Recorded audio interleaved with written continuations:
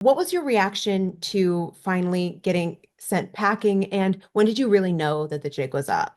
Yeah, I mean, it's always tough, but I felt like I was up against it, from the jump. I was fighting for my life since the first day I was there. Um, I knew not until, the votes were read. I really thought like I had a shot before the votes came out. Um, when I saw Chriselle vote for Tom, and then I saw Dylan vote for Gabby, kind of throwaway votes. I kind of knew at that point. Also, it wasn't really shown, but I made a pretty good case against Brittany, despite, like, she had a good defense, but I did make a good case, and it felt like it was going in that direction. But Carolyn kind of steered the conversation back to me. She said something like, "Why isn't anybody listening to Tom?" And I was like, "Oh no, what are you doing?" I was like, "Oh, I can." So that was kind of like the little preamble to seeing the votes. I was like, "Okay, jig's up." Is there someone that you think that is still currently in the game or as it's airing that deserves to win the money?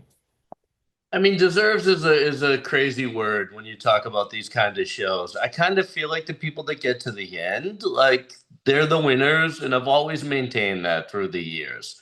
I can tell you personally, I'm rooting for Dylan.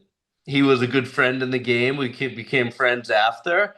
And surprisingly, even though we never got on the same page and worked together, I'm rooting for Carolyn. Like I feel like both of them have attributes that would make good winners for sure. Speaking of Dylan, I was going to ask you if the bromance is alive and well, but I think we've all seen the "Gotta Go My Own Way" TikTok. Please tell me how that came about and just explain the process there.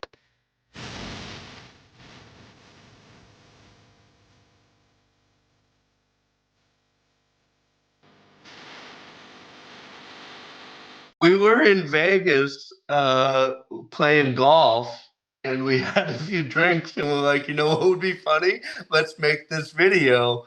And we did. And what's amazing is like we kept it a secret for the last like 6, 8 weeks and cut it together and it was awesome. And it was like we made the first cut with that first song and then he was like, "Oh my God, we should use the High School Musical song." So we like re-released it. He's a good dude, man. We had a lot of fun out there, and like we text and call like pretty much daily, every couple days.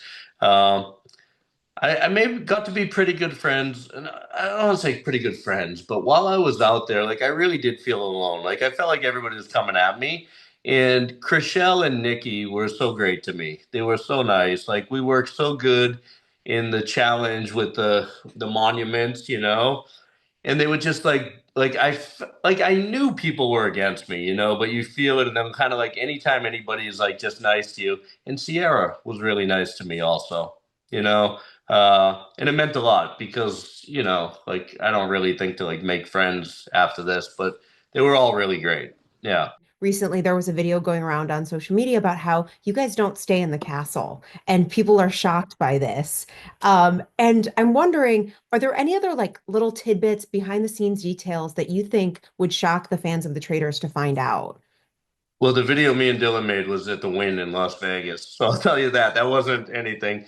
But I think the biggest thing is they don't realize how long the days are. Like, we literally have call times of sometimes 7, 8 a.m. And it will go, if you're a trader, sometimes till 3 or 4 o'clock in the morning. So, I mean, you're sleeping like 4 hours a night. We're so far north in the Highlands of Scotland, like close, like not Arctic Circle, but so far north, and they're in the middle of summer, so that it's light out like 21 hours a day or more. So it only gets dark from like 2 to 4 a.m. and you have to shoot the turret scenes when it's dark. So even though the rest of the cast is done at midnight, you're there till sometimes 3 or 4, like with us, with Danielle and Carol, like we were there all night sometimes, and get up and go and do it again. And it's brutal. I mean, every day you just do it and make it happen. Yeah. It does make me wonder, where do you place the Traitors in the list of difficulty of reality competition shows that you've been on now? The most difficult. Wow. Yeah, it's not even close. And I'll tell you why. There's two reasons why. Number one is the sheer number of people that are there. You have to, even on Survivor, there's 20 people on Survivor, but in the Traitors, there's 23 people altogether. On Survivor, at least you have two tribes of 10. You have to manage nine other people. Over here, you have to manage everyone. And in my case, literally everyone, even the other traders. So I got to manage 22 people. And there's not enough time, and it's just like my brain was in a blender a lot of the show, and so many of the other contestants are so good at playing these games. Bob the drag queen was really impressive. Wes and Derek are killers. Bob H was, you know super intuitive. Carolyn, like it's not easy to pull a fast one because there are a lot of people thinking on, that next level. So it makes it a very difficult show. Definitely the hardest.